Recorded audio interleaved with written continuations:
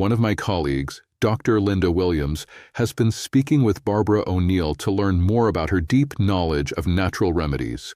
In today's podcast, I'll be asking Linda questions we frequently receive from our viewers about the amazing natural remedies that few doctors know about. All right, so are you ready to dive into some anti-aging secrets? I am. I love this stuff. Me too. And today we're talking about Barbara ONeill and her, let's call them powerful anti-aging secrets. Right. She had a lot to say. She did. Some of it was a little out there, I have to admit. Like cayenne pepper as a blood thinner. Yeah, I mean, that one definitely caught my eye, too. It's a bold claim, so we obviously have to start there. Yeah. Barbara told a story, right, about this woman whose husband actually ditched his prescription blood thinners and switched to cayenne pepper. And get this, his doctor was supposedly okay with it. Yeah, that's quite a story. And to be fair to Barbara, there is a little science behind it. Really? Okay, Yeah. now you have to tell me more. Well, it's all about capsaicin, the stuff that makes cayenne pepper hot. So capsaicin can actually thin your blood, kind of like how medication does, but in a different way. Wow. It gets better. It can even make your artery walls stronger. No way. So it's good for your blood in, like, every way. Pretty much. And this is something we see with a lot of natural remedies, right? This idea that food can be medicine.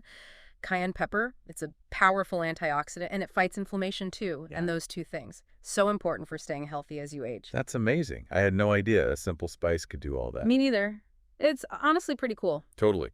Okay, I definitely want to circle back to this whole inflammation thing a bit later, but first, we have to talk about the coconut oil. Barbara is all about it, even eats it with every meal. What's the deal with that? Is it really as good as she says? Okay, so coconut oil. It's definitely got some things going for it, I'll give it that.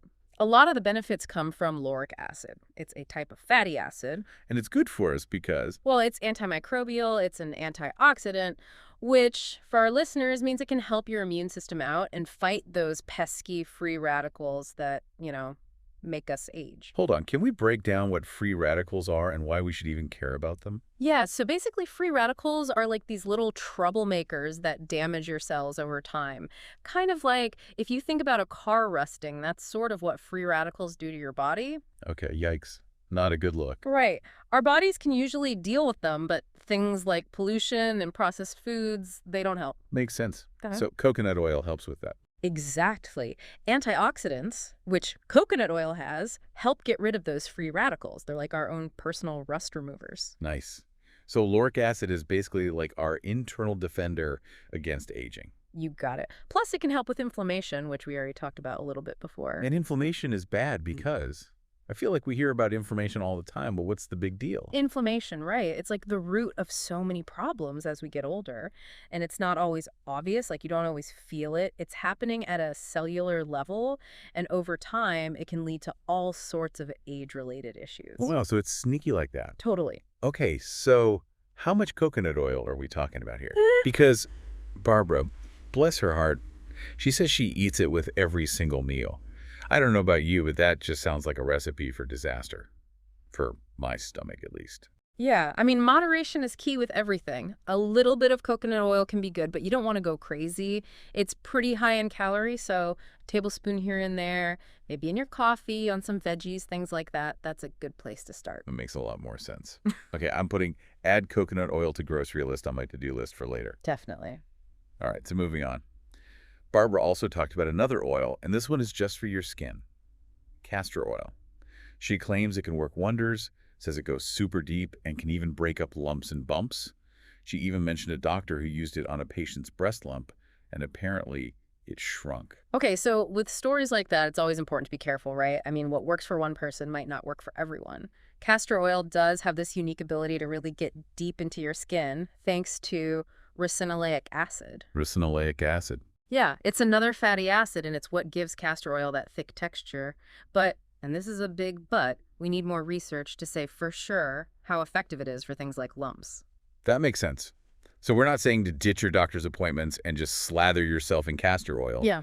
But what is it about castor oil that makes it so good at getting deep into your skin then? Like I said, it's that ricinoleic acid. It's like a VIP pass for your skin, carrying all the good stuff with it. And remember how we were talking about inflammation being a major culprit in aging? Yes. Well, guess what? Ricinoleic acid also happens to be a potent anti-inflammatory agent. Oh, wow. So even if we don't have all the answers about it magically making lumps disappear, there's still a good chance it can at least help with inflammation, which might be part of the problem in the first place. Exactly. And another interesting thing about castor oil, it's been used for ages for digestive issues. Barbara talked about this too, and it could be because it helps with detoxification. Again, more research is needed, but supporting your body's natural detox processes, it's definitely a good thing. Wow, it's incredible how much power these natural remedies seem to have. Castor oil, cayenne pepper, Mm. who knew? What else did Barbara have to say? Well, this next one might not be as shocking as like cayenne pepper is a blood thinner, but it's just as important. We're talking about ginger. Oh, right, ginger. Barbara loves ginger. She actually had this funny little rhyme, ginger for joints. She even said it helped her with a back injury once. Is there any truth to that? There's actually a lot of science to back that up. Studies have linked chronic inflammation to a ton of age-related diseases like heart disease and even Alzheimer's. And ginger is amazing at fighting inflammation, so. So, by helping our bodies deal with inflammation, ginger could be a secret weapon for living longer, healthier lives. That's the idea. It's more than just a tasty addition to your food, that's for sure. For real. I'm remembering all those times I just dismissed it as a trendy smoothie ingredient. Right. But let's not forget about ginger's other superpower. It's incredible for your gut. People have been using ginger for centuries to help with upset stomachs, nausea, you name it. It's funny how everything seems connected, you know? Like if your gut is happy, your whole body is happy. Exactly. Good digestion is key. When your gut is working well, your body can use all the nutrients from your food more efficiently. Which then goes on to support, well, everything. Your skin, your hair, your energy levels. Exactly. It's all connected. So by eating more ginger, we're not only potentially fighting inflammation, but also improving our nutrient absorption. Talk about a win-win. Exactly. It's a holistic approach, which seems to be a recurring theme in Barbara's anti-aging secrets. And speaking of holistic approaches, Barbara is also all about exercise. Yeah. She actually had this pretty funny story about how she realized that being busy isn't the same as working out. She said she got winded on a 5K walk. Oh, wow.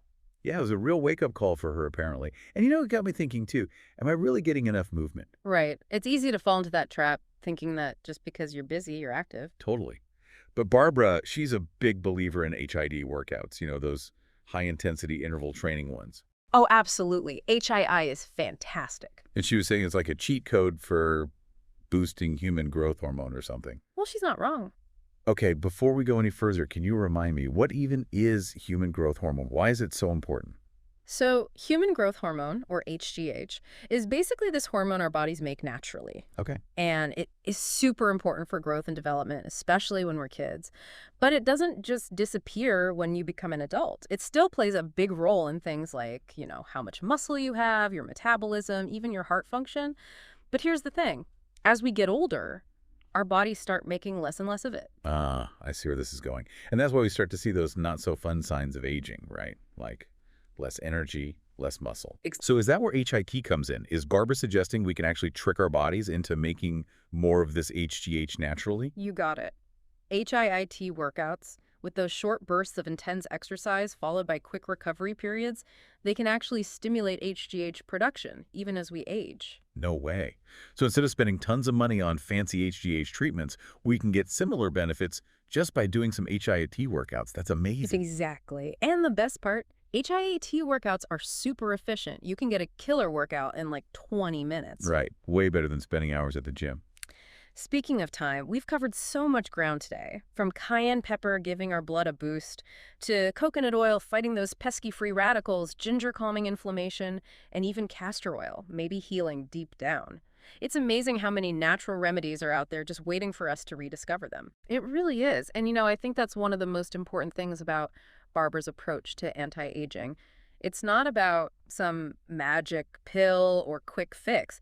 It's about these simple, natural ingredients and habits we can incorporate into our lives every day to help our bodies heal and rejuvenate themselves. I love that. It's a good reminder that we have more control over how we age than we think, right?